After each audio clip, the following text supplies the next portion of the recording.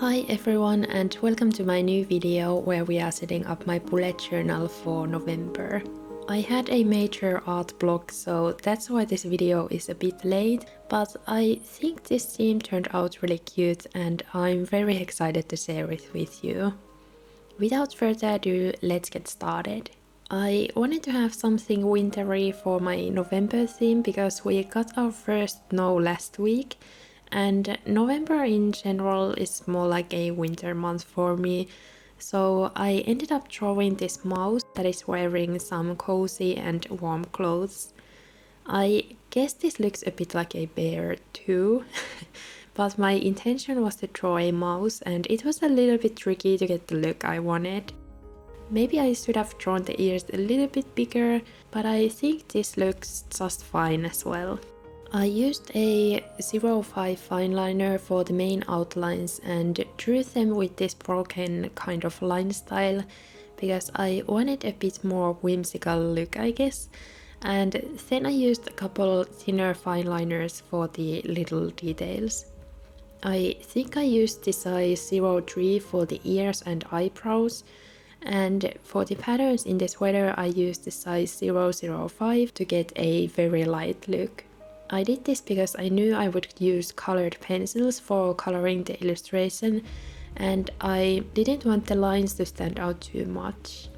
I also used the 005 fineliner for outlining these little snowflakes, and I did this with a very light hand, as you can see, so the snowflakes would look more airy. I think the key with the snowflakes was to draw them very loosely and more like scribble them on the paper instead of making every line very solid and perfect.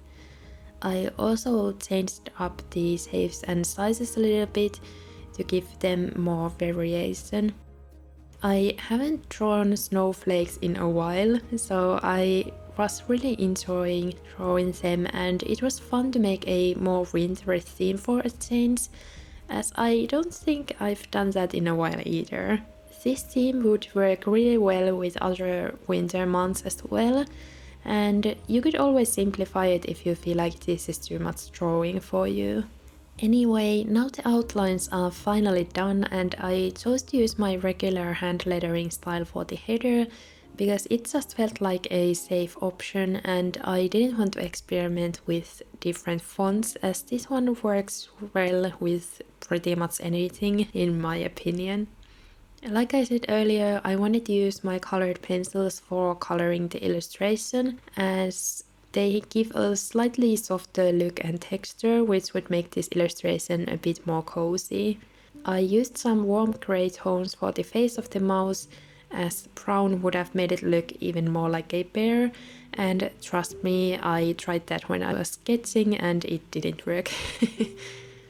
When I'm coloring with colored pencils, I start off with a very light pressure so I can layer different shades and build up the colors slowly. This way I can still make the changes to the colors and erase them if I don't like something, and I don't know, it just works a lot better this way. As you can see, I wanted to make a gingham pattern in the scarf as I really like the look of it. So I drew some stripes in it and later darkened up the overlapping parts. Creating this pattern with markers is a lot quicker, as you don't have to go back and darken up the overlapping areas, so if you want to save some time you could definitely do that.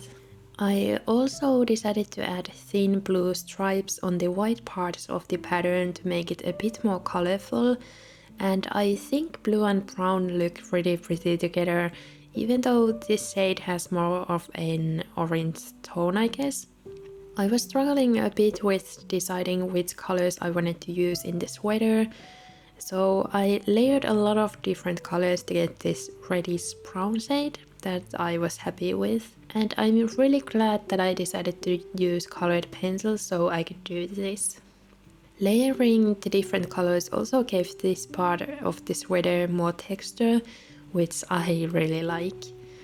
Oh, and I always use a bit more pressure on the last layers when I'm coloring to get a smoother and more vibrant look.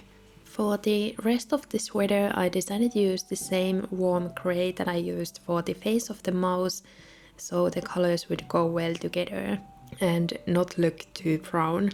I later decided to add a bit of that same blue color on top because I felt like the gray stripe didn't stand out enough, and this was a good way to make the outfit look more cohesive.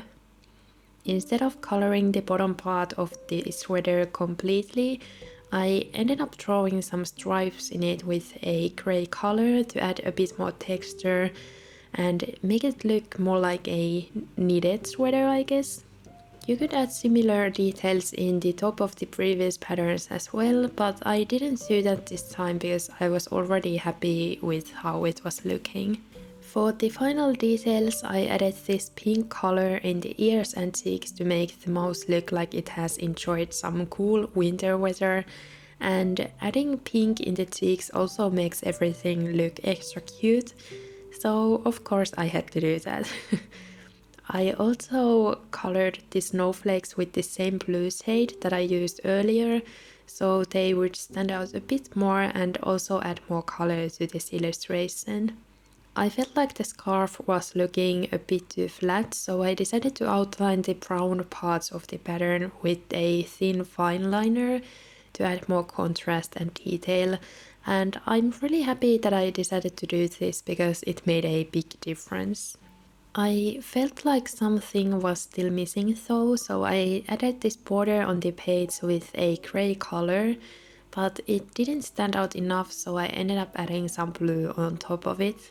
Oh, and then I remembered that I had this silver gel pen that I've never used before in my bullet journal, so I decided to add some little sparkles near the snowflakes, and it added a nice shine on this spread. I prefer using a gold gel pen in my bullet journal, but silver worked a bit better this time, as I wanted this cover page to have more of a cool and wintry vibe.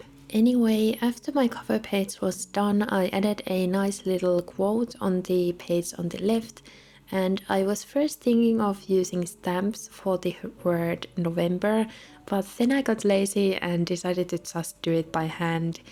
It's definitely not perfect and I could have used a bit more time to sketch out the letters, but I think it turned out just fine and everything doesn't have to be perfect anyway. The quote I chose for this month was again something I found on Pinterest, and it goes like this. November, the last month of autumn but the beginning of a new adventure. Time to take risks and do the unexpected. I feel like the end of the year is always an exciting time as the new year is approaching, so this quote felt very fitting for this month. The new year approaching also means that I'm going to be setting up my 2024 bullet journal very soon, which I'm very excited about and will start to brainstorm some ideas quite soon. The video will be up sometime in December though, so stay tuned for that. I would love to hear if you are going to set up a new journal for next year, and let me also know which notebook you are going to be using if you have decided on it already. I currently have two options but haven't decided which one I'm going to be choosing yet. Anyway, my cover spread is now almost done and I would love to hear what you think of it. I love how it turned out and it kind of ties to my new knitting hobby as well, as the sweater reminds me of these wool sweater designs. Next we are setting up my monthly spread, and this time I decided to try making a bigger calendar that would take up both pages. The reason why I decided to do this is that I'm starting a new training program next week, so I will have more things to do and probably more deadlines as well. So that's why I might need a bigger calendar as well. I haven't done a full calendar spread since 2020 I think, so it will be interesting to see how this will work for me. I also haven't been studying since I graduated from university, so I'm really excited about this program I'm taking, which will hopefully help me to change my career path. In case you didn't know, I studied elementary teacher education and did graduate from that, but quickly realized that I didn't want to be a teacher. So I've been trying to figure out what I want to do instead. This training program I'm taking focuses on working in the media field and marketing, so I will be able to use the skills I've learned as a content creator and learn some new skills related to that as well. Anyway, this means that my videos might upload a bit late in the next couple of months if I get super busy, so I wanted to give you a little heads up. I think this will be good though, as I will get to use my bullet journal more for planning purposes like I did back when I was still studying. So I will probably have to experiment more with my layouts, which is kind of exciting. Now that we got that out of the way, I will explain the layout I used a bit more. Besides the bigger calendar, I decided to add a little weekly planning section next to it, so I could plan my weeks ahead of time and write down my priorities for each week. This will hopefully help me to plan out my video making schedule and make sure I have planned enough time for that as well. For the decorations, I drew another little mouse and some snowflakes as well to fill up the empty space on the left. As you can see, I used the same loose line style for the calendar as I did for the illustrations, and I did this because I was using a black pen, and drawing the lines this way was way less intimidating as it doesn't matter if they end up looking a bit wonky. If you've been watching my videos for a while, you know that I don't use a ruler very often, and the reason is that I just prefer the free-handed lines these days, because they help me to be a little bit less of a perfectionist. Let me know if you are a team ruler or team freehand in the comments. It would be interesting to know which one you prefer. I again used colored pencils for the coloring, but changed up the colors a little bit as this mouse was wearing a little bit different outfit. I feel like this mouse ended up looking more like a mouse than the one on my cover page, and I guess it's because of the side angle, as it was easier to make the head more pointy, but it might also be the fact that this mouse is smaller. Sometimes drawing small doodles and characters is a lot easier for me, so I find setting up the rest of the spreads way easier than setting up my cover page, which is the one I struggle with the most. Anyway, I used a light brown Tombow brush pen for the top part of the calendar to add more color, and then I decided to add some of these scrap papers that I had on the empty spaces, because I felt like the spread would have looked too simple otherwise. Now let's move on to my tracker spread, and I decided to make a mood tracker as well this month, as I haven't done one in a while, and I also didn't know what else I could have added on the bottom of the spread. I decided to use this grid paper for my happy trackers once again, as I really like the look of that, and I also didn't want to draw the calendars by hand. Luckily, the November calendar doesn't have as awkward a shape as October calendar did, so I could do this. As it was already November when I filmed this, I wrote out the habits I'm tracking, and I have the same ones as I did last month, but I added a couple new extra habits like doing laundry, changing my bed sheets and towels, and also filming and editing, so I could see how much time I spent on that in a month. Speaking about habits, I did really well with my workouts last month, as I went to the gym twice a week, and I hope I can keep up with that this month as well. I also bought stronger vitamin D to get me through the dark winter season, and I feel like I've had more energy thanks to that and also moving my body. I've been knitting a little bit less than I did in the last couple of months, but my sweater is doing well and I've almost finished the first sleeve, so I might be able to get it done before Christmas. I knitted the body of the sweater really fast, but kind of got tired knitting the sleeves, even though they are probably a lot quicker. Anyway, for my mood tracker, I use the same layout that I always use, where I will draw a doodle or two describing my mood, and I have a little box for each day. For the decorations, I just added some paper collages and stickers because I wanted to save some time and had been drawing a lot in the previous pages, but my weeklies will have more doodles in them, so don't worry. I really like how the spread turned out, even though it's probably not the most cohesive one with my theme, but I don't really mind that. I was thinking of adding this pink washi tape on the bottom of the spread, but felt like it would have made the spread feel too crowded, so I ended up leaving it out. Next we are setting up my weekly spreads, and I had already cut out the dot stores before I started filming so I could save some time. For the first layout I used these vertical boxes for the days of the week and added a gingham pattern on top where I will write the dates later. I decided to use this light warm pink shade because other shades would have stood out a lot more, and I just really like pink, so I wanted to add that in some of the spreads at least. This weekly layout is really quick to set up and also looks decorative on its own, so you could leave the decorations on the top off completely if you don't have as much time to set up your bullet journal. I used a light brown color for the date numbers so they wouldn't stand out a lot, and then just wrote the weekdays on top with my regular print handwriting to keep things simple. For the decorations I added a mini calendar just to see the monthly overview, and then I doodled a little mouse again.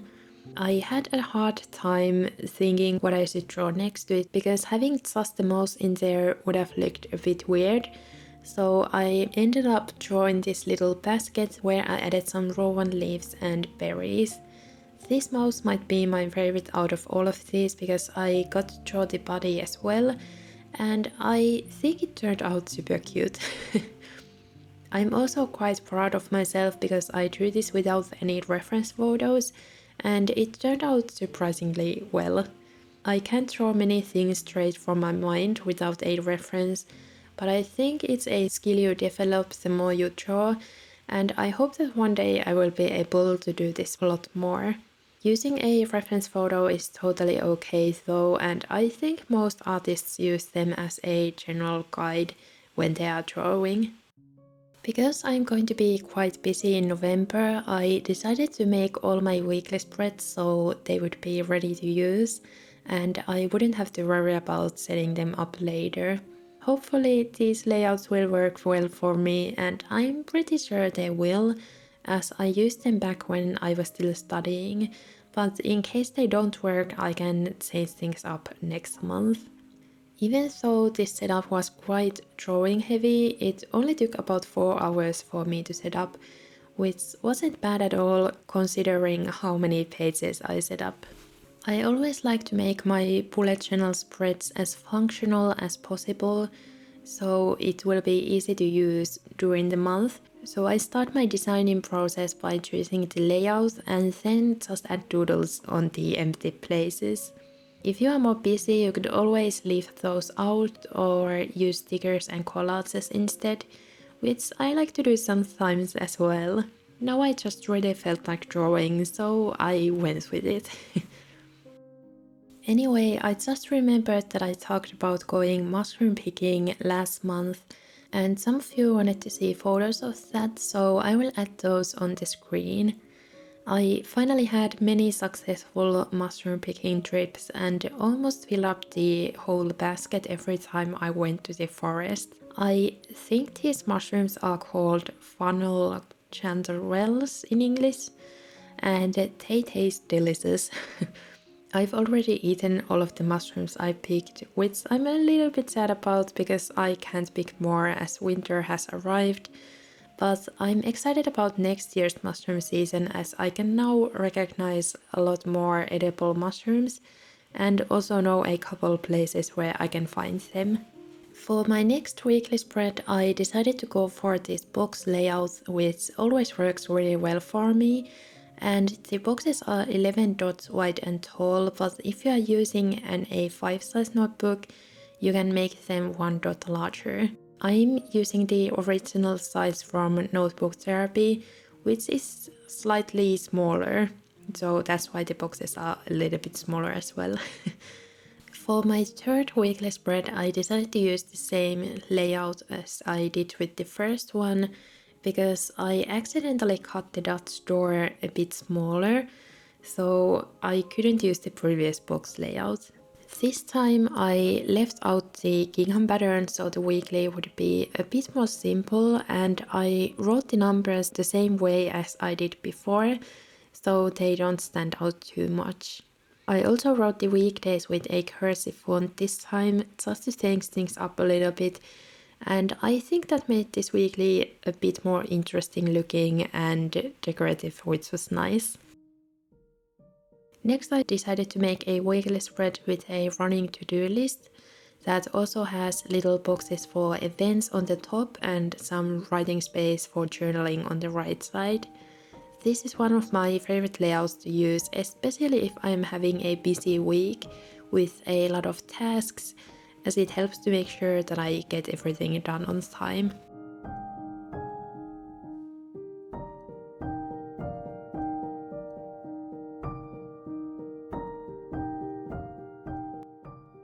Now it's time for the final flip through, and I would love to hear what you think of this theme. I feel like the illustrations have kind of a children's storybook type of vibe, but I don't really mind that, as I like making those type of illustrations, as they make my inner child really happy.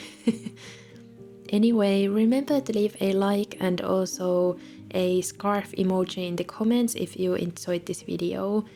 Thank you so much for watching, and I hope to see you in my next video. Bye bye!